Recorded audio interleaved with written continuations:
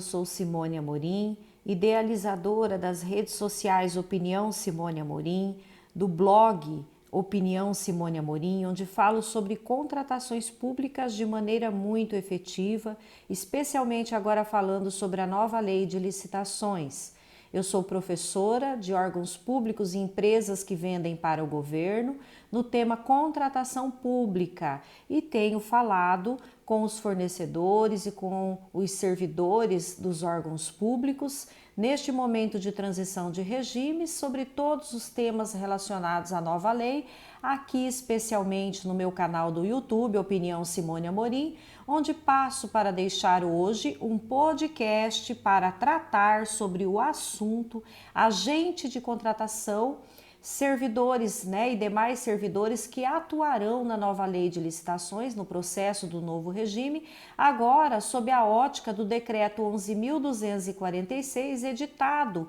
em 27 de outubro pela União e de alcance para os órgãos, por óbvio, da esfera federal,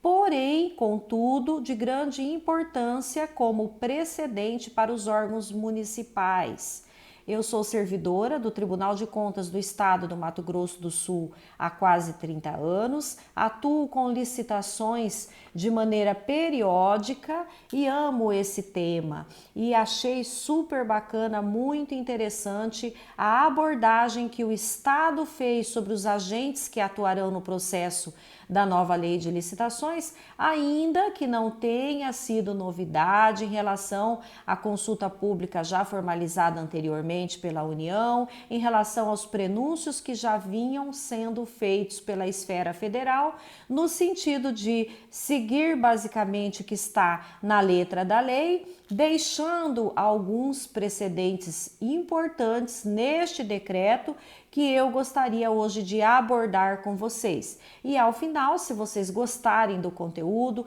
deixem o joinha, deixem o like, a like de vocês e estejam aqui me acompanhando, se inscrevam no meu canal para que a gente possa continuar interagindo de maneira permanente para tratar de assuntos relevantes da nova lei de licitações. Pois bem, o decreto, então, ora mencionado, 11.246, é um dos mais importantes na minha concepção, dentre os decretos já editados pela União, e a maioria dos órgãos das suas menores estruturas estavam aguardando a posição da União para regulamentarem internamente os agentes que atuarão na nova lei nos seus processos. Contudo, eu não vi grande diferença em relação ao que já está exposto na parte geral da 14.133 sobre a atuação dos agentes,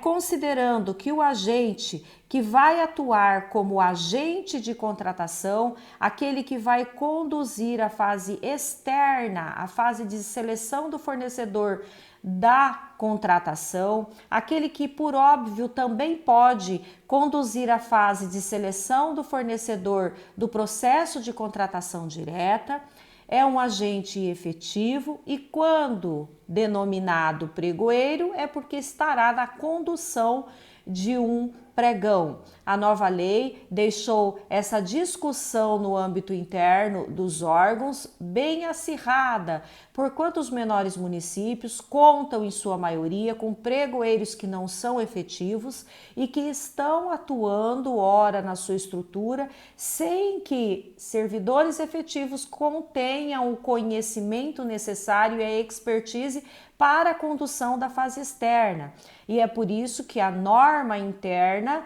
deve, então, estabelecer regras para a atuação dos seus agentes e, ainda que seja o caso de preparar agentes efetivos para atuarem também na modalidade pregão, por não contarem, de repente, em sua estrutura com efetivos, nós tivemos aqui o princípio da segregação das funções bem explicitado neste decreto, dizendo, anunciando aquilo que as boas práticas já indicavam, que o agente, ele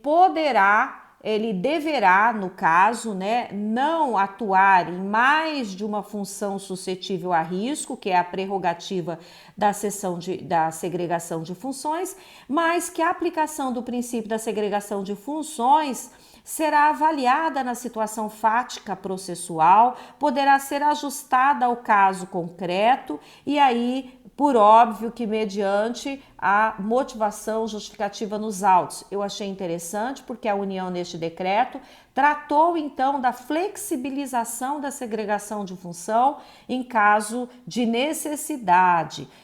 Deixando por óbvio, né, bem explicitado que então o agente de contratação será um servidor efetivo, diferente da tratativa que deu para a comissão de contratação e para a equipe de apoio, que serão membros nomeados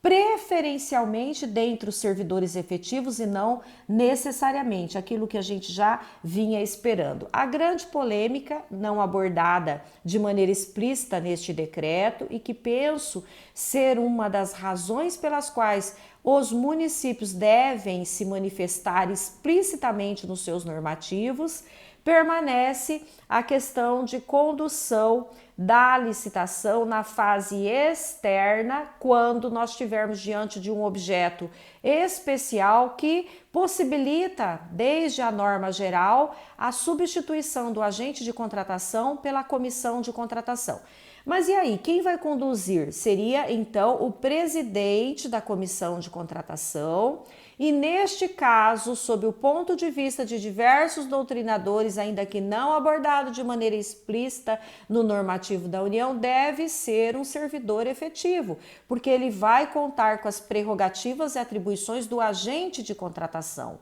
né? Então, o condutor, o presidente da comissão, por óbvio, quando estiver diante da condução habitual, rotineira, né? Porque nós temos, então, mais uma vez, a segregação de função, podendo ser flexibilizada em casos específicos, pontuais e devidamente motivados, mas em licitações ordinárias, o presidente da comissão a conduzir licitações de objeto especial, então servidores nomeados de acordo com os critérios do artigo 8º da Lei 14.133, portanto efetivo, assim como na condução da modalidade diálogo competitivo, toda a equipe ou minimamente 3 dos seus membros precisarão ser membros efetivos, né? E aí a União trouxe então a possibilidade da condução de objetos especiais pela comissão de contratação e ainda alguns procedimentos que, a meu ver, são de pertinência do agente que conduz a fase externa, quando ela fala em avaliação das condições de habilitação das empresas, né? Então, ela fala que os requisitos ali para designação. Então, depois dos requisitos para designação, já no momento da atuação, ela fala que a comissão de contratação, então, tem, dentre as suas atribuições, também a de verificar a documentação, né, da fase de habilitação daqueles e verificando, inclusive, toda a pertinência das argumentações postas. Então, verificar e julgar as condições de habilitação, saneando erros, né, encaminhando aqui a comissão aqui é o agente de contratação, né, que vai verificar e julgar as condições de habilitação, sanear erros, encaminhar à comissão de contratação, quando for o caso, as documentações para verificação de conformidade. Então,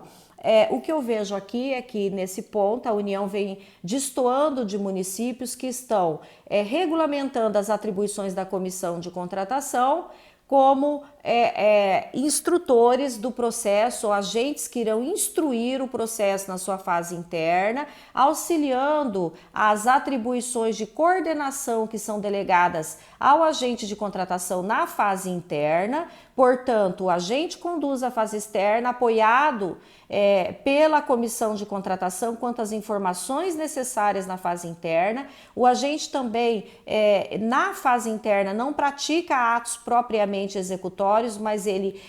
encaminha diligências, pede esclarecimentos, responde notificações do Tribunal de Contas da sua jurisdição, por exemplo, em momentos que precisar de justificativas da sua atuação ali dentro da primeira fase ainda, da fase preparatória da contratação. Ou seja, o agente conduz a fase externa, mas ele tem ali as atribuições e prerrogativas de coordenar uma espécie de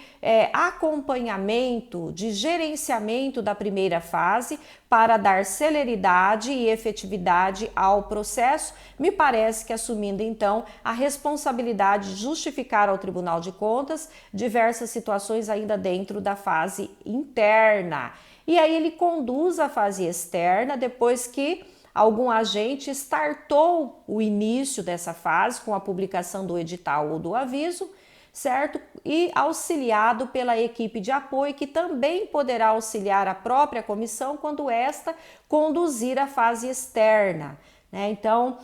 o Estado do Mato Grosso do Sul, por exemplo, instituiu um agente para a fase externa, um agente para a fase interna, para não conflitar as suas atribuições,